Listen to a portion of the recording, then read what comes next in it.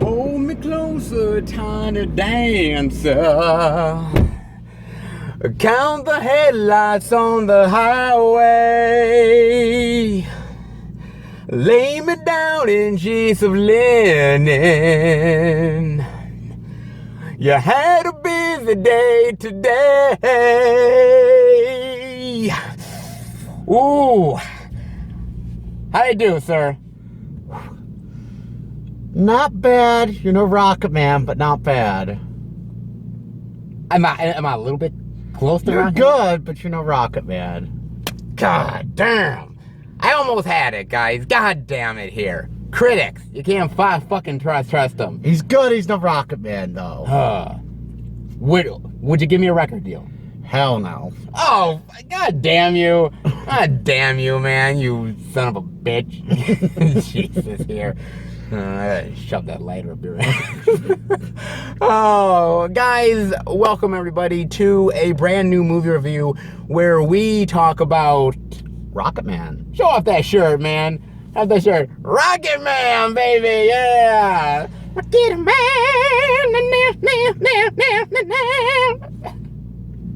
Yeah, he's trying. I'm trying, baby. You know what, man? When I saw the trailers for this, I saw them shortly after sort of Bohemian Rhapsody came out. And I was like, okay, we're getting another musical biopic. Elton John certainly is overdue for one. And I was like, I wonder how this is going to compare to other biopics, what they're going to put in here, how they're going to tell the story. Where do you want to start with Rocketman, sir? You know what? The best thing about this movie is the music. I have to say, Taron Egerton. Egerton. Egerton, who did the music, did a wonderful job. I thought his voice was spot on. Yes. I thought the other people, like his mother who did the music, and then his grandmother, and a few other people in the movie had a small music roles. I thought they did a great job. And I think that's what basically made this movie so good was the music. And there's a lot I learned about Elton John that I never knew from this movie. Well, to be honest here, because this is basically Elton John's greatest hits, man. I mean, it really is. And it's just going through hit after hit and comparing it to certain times in his life where he either had struggles or he was really happy and life was going really good for him. And it just is just a whirlwind of his life, basically told a lot of times through song, because this is definitely a musical. I mean, because a lot of musical biopics, because sometimes my mother sometimes asks me, she's like, you know, oh, hey, I want to check this movie out, but I heard it's a musical. I'm like, no, it's a musical biopic. They're singing songs in it that, like, they're performing songs as if they were doing it live, but it's not a musical by any means. They're not, like, singing the actual, like, dialogue. Where this, they're actually singing the dialogue a lot of times. Absolutely. And so this is very much like a musical, a very unconventional musical, but definitely one that would be considered that. And, you know, first of all, give it up to Taron Egerton, man, because he does a great job as Elton, man.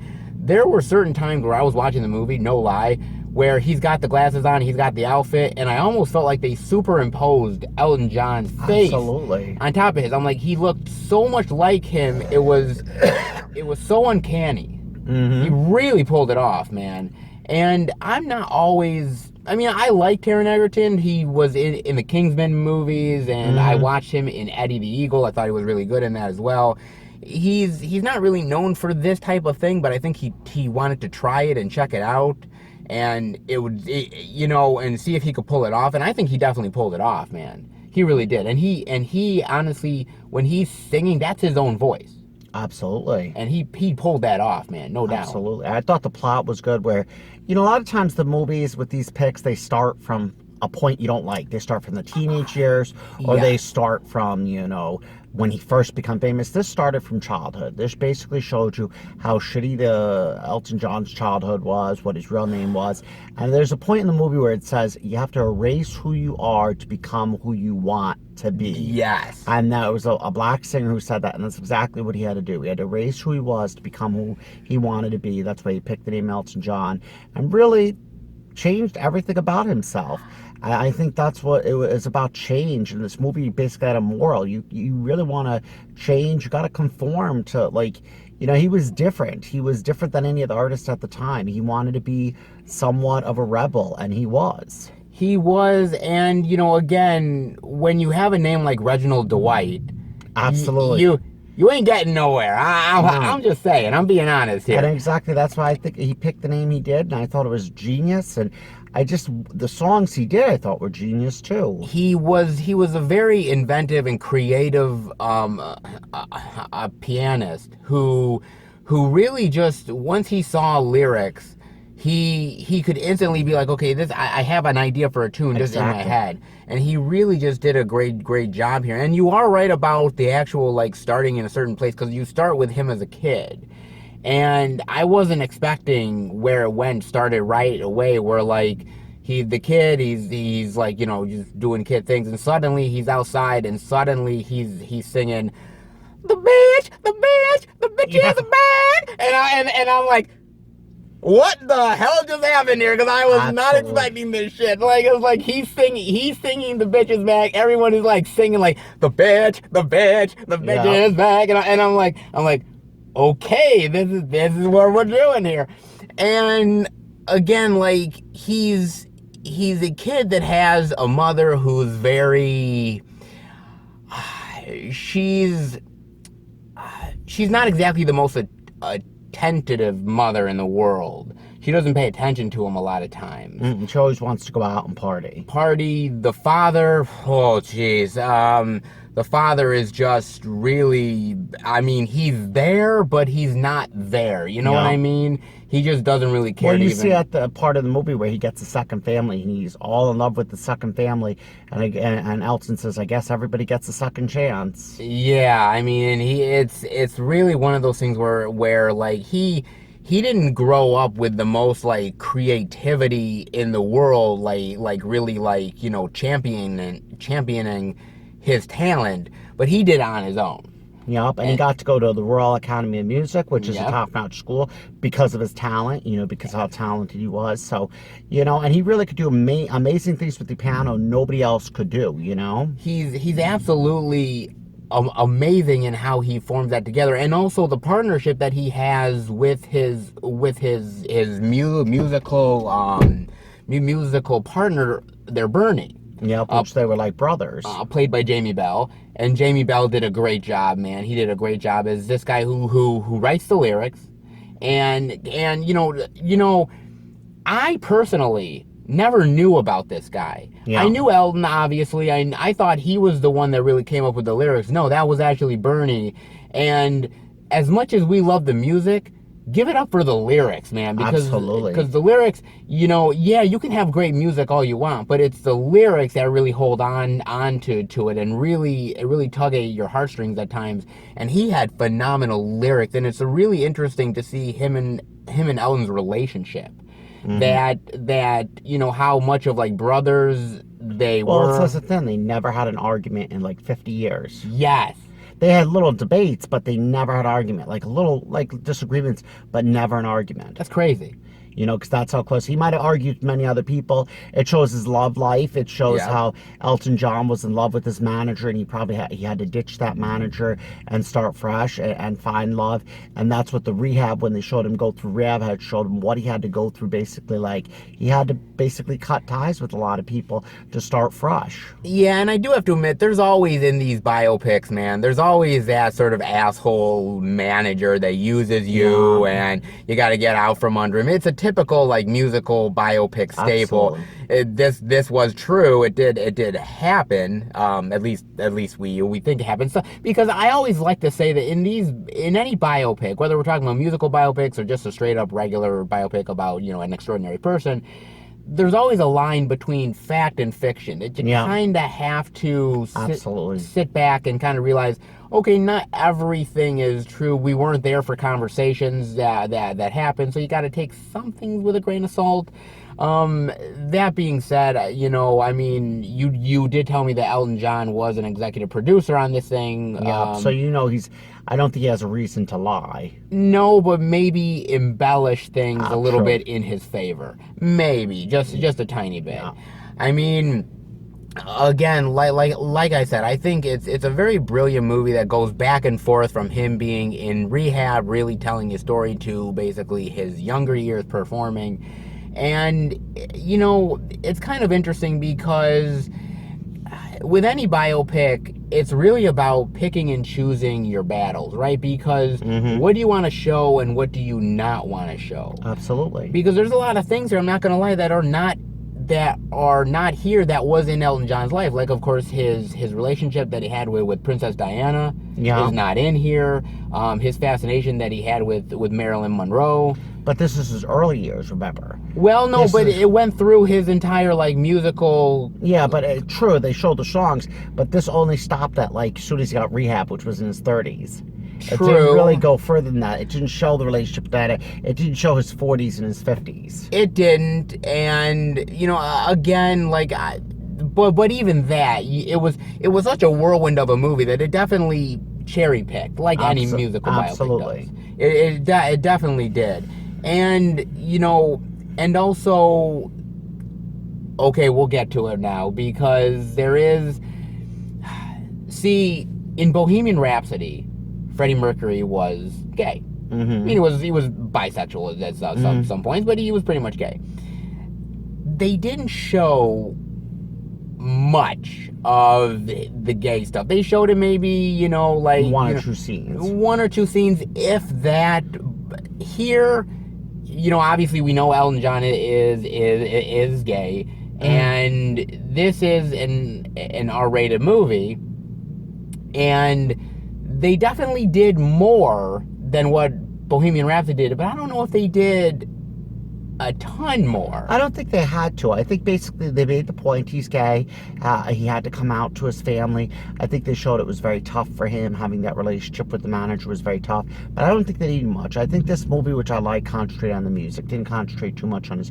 So it did concentrate on his personal life, but it really concentrated a lot on the music. How great of a musician he was. I do agree. But it's those certain moments where, like, they're, like, in a club and suddenly, you know, somebody is, you know, basically kissing out on the lips, or like they're like sitting down and suddenly they'll say, hey, this guy's a fag.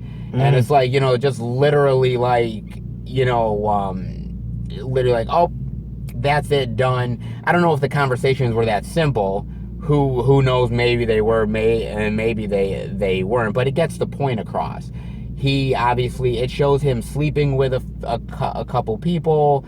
You know, it shows a little bit here. It goes a little further than Bohemian Rhapsody, but not much more. But again, like I said, and what you said as well, you don't need a ton. You just need to say, hey, this is what it is. Exactly. I like that it concentrated on the music. I concentrated how he went into the abyss, how dark his life got, where he was suicidal, as it said, and where he did get depressed, and he was an average person. He wasn't just this super rock star. He did have tough times, good times and bad times, where he did have a drug problem. And, you know, at the end, the movie concentrated at the end to the beginning. It kind of said at the end of the movie, it was, okay, I'm in here for rehab. I'm trying to get better. I have a cocaine problem. I have a pill problem. I have an alcohol problem. And he did what he had to do to get better. And he did get better. And he's been sober for over 20 years. Did you sort of feel like they may have glossed over certain things that you wanted them to focus on more?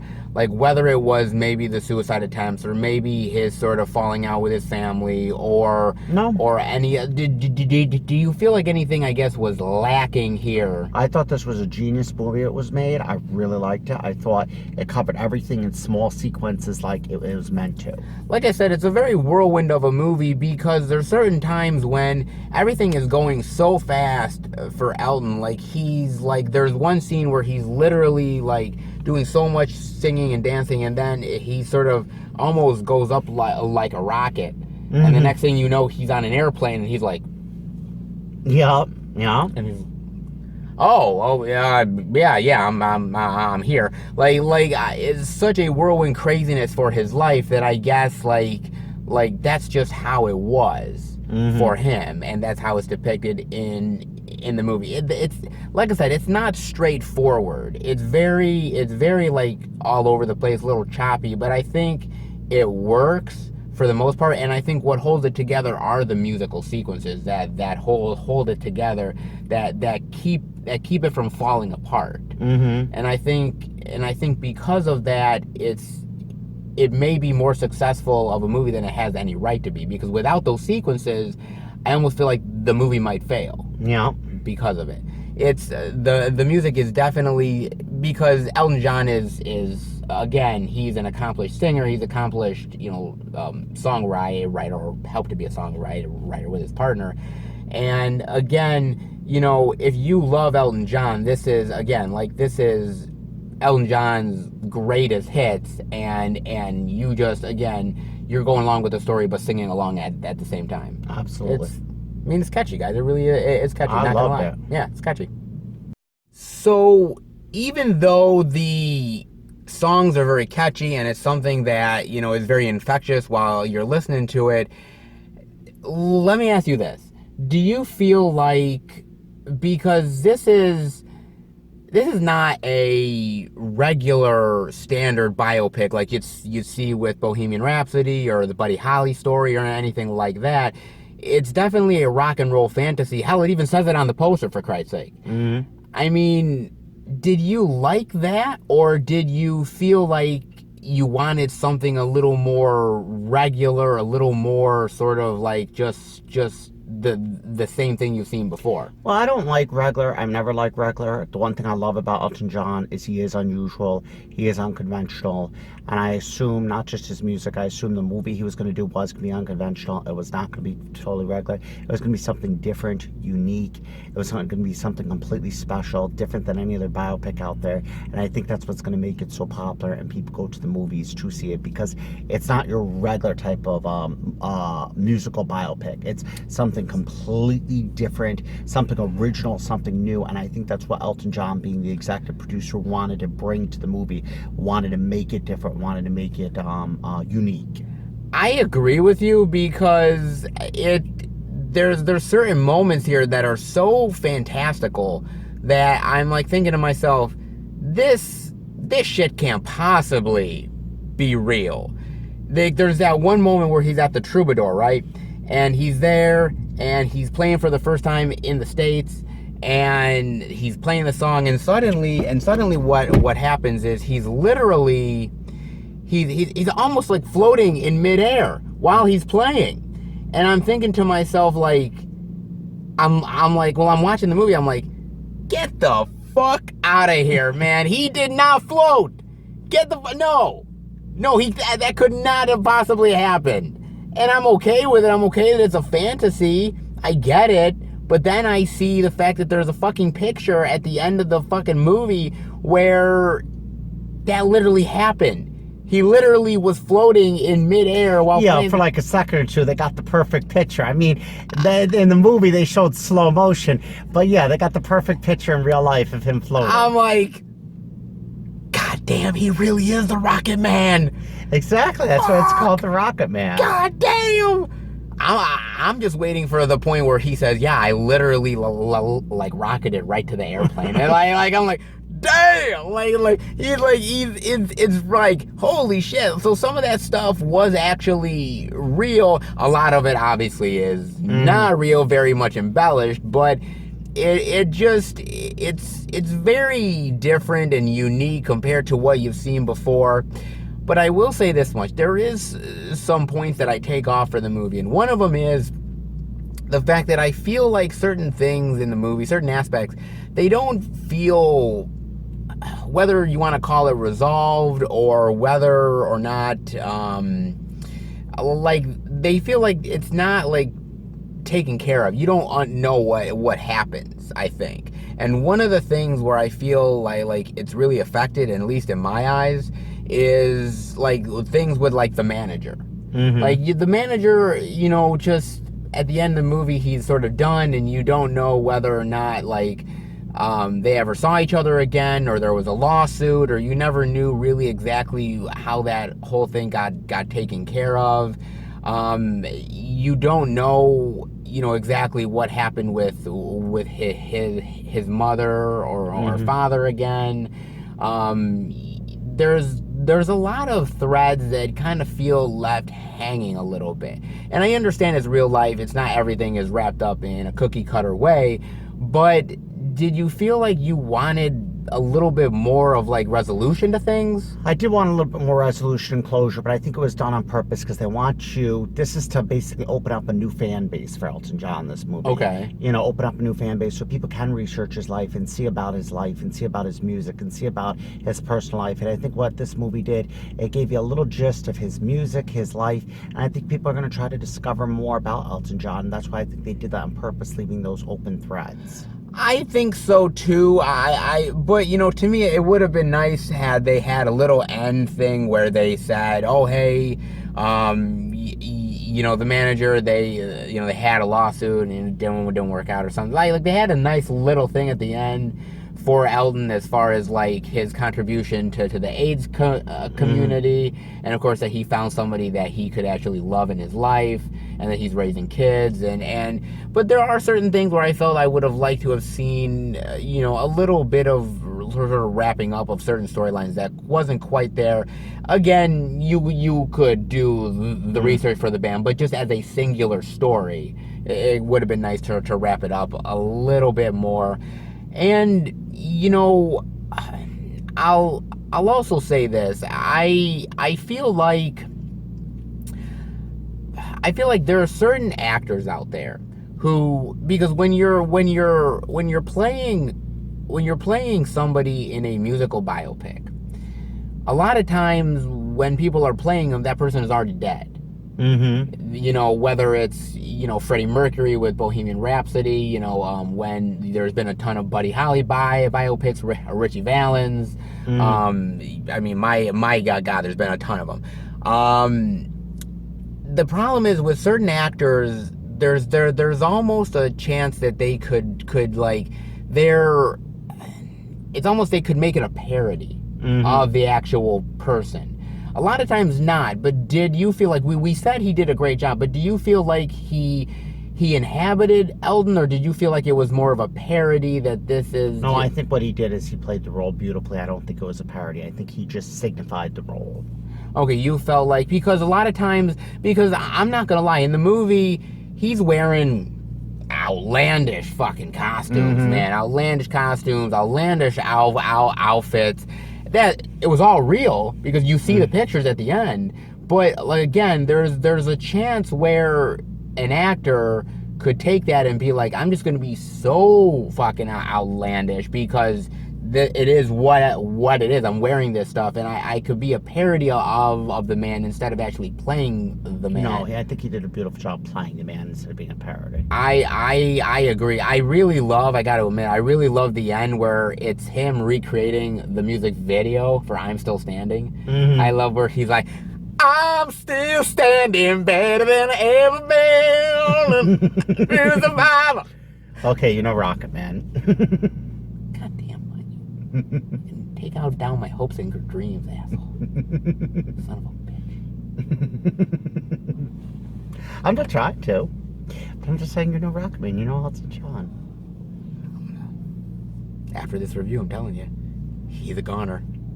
He's a goner. Yeah, so, I mean, with all that being said, with the music and the real life true events and everything, it really does focus on this man and the story that he had. There's a lot of good points to the movie, and there's some that we kind of wish that it would have done a little bit better on. I mean, what are your final thoughts and grade rating on Rocketman? I have to say, for the music, the acting, the scenery, the plots, the Elton John story, I'm going to give it an A-. Wow, really? And you're a hardcore Elton fan, actually. You really. Let me ask you this: when was the first time you ever heard Elton John? Probably about 15 years ago. I heard the song. What song was it? Goodbye Yellow Brick Road, and then I heard the song Daniel. Really? And you just from that moment on. So I was going to be really tough on this movie, and I have to say it was an excellent movie. I give it a 9. Really? It's definitely worth something seeing in movie theaters. You know, I do have to admit that this movie is directed by Dexter Fletcher. Now, Dexter Fletcher is very interesting because for the movie Bohemian Rhapsody, Bryan Singer directed most of that movie. Bryan Singer got kicked off of the movie, and then who finished the last couple weeks in post-production? Dexter Fletcher did. Mm-hmm. Dexter Fletcher was originally up for the job for Bohemian Rhapsody, but he lost it to Bryan Singer, but eventually came back. He full-on directed this one. And I wanted to see what would this movie be like in the hands of this guy who did a little bit of work on Bohemian Rhapsody, but not much. Here, man, I have to admit, he really took Elton John's life and really spun it into this really fantastic and unique musical / life experience that you haven't quite seen in a while. And I really did appreciate that. Again, where does it rank among musical biopics? Oh, Jesus, man. There's so many great ones, dude. I mean, like I said, Bohemian Rhapsody is really up there, and I love La Bamba. I think La Bamba's great. There's so many really great ones out there. Sid and Nancy is great. I mean, there's so many wonderful ones out there. This one, it's going to take time to see where this ranks, but I really do appreciate it, and I appreciate somebody like Taron Egerton who did such a great job here, because honestly, there was a couple people that were up for this role before him. Tom Hardy was up for this role, which Tom Hardy would have done a great job, but, again, things fell out. You also had somebody like Tom Cruise who was interested in this movie. Thank God he didn't. Oh my God. Could you see Tom Cruise in this? Mm-mm. Oh fuck no, dude. Like, Hell no. Like, I'll see him in Mission Impossible any day of the week. Mm-hmm. But as Elton John? No, I think not. Again, man, I think the music is really infectious. It really is gonna bring a new fan base to Elton John, and I just feel like it's a story that's unique and interesting, and it's one that I think deserved to be told. I'm glad it was. Definitely worth seeing in the movie theater. I'm gonna give it a low A. There you go. Not quite as high as you, but it's still it's still really good, man. And again, despite some of its failings, it's still worth definitely checking out for sure. Absolutely. Definitely, guys. Oh no, I'm a Rocketman. Rocketman burning out his fuse alone. Woo! I'm a Rocketman. Yeah. Oh. I'm a Rocketman, baby. I'm a Rocketman. You ain't getting a record deal anytime soon. Fuck! God damn it! You're good, but you ain't no Elton. God damn motherfucker! You ain't getting a deal anytime soon. Oh, God, here. Keep trying. Oh. Can you admit maybe I'm second best? No. You're like on a list of 100, you're like 101.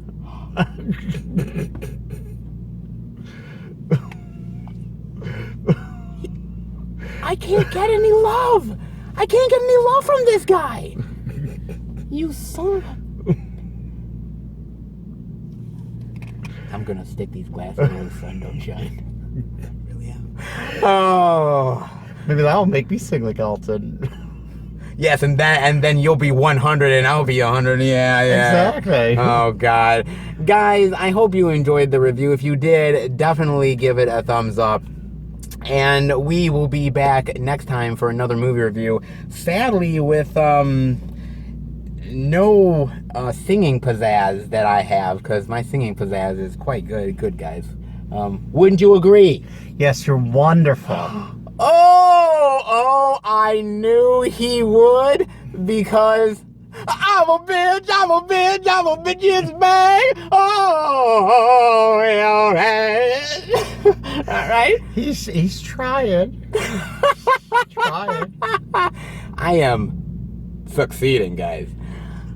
We'll see you next time.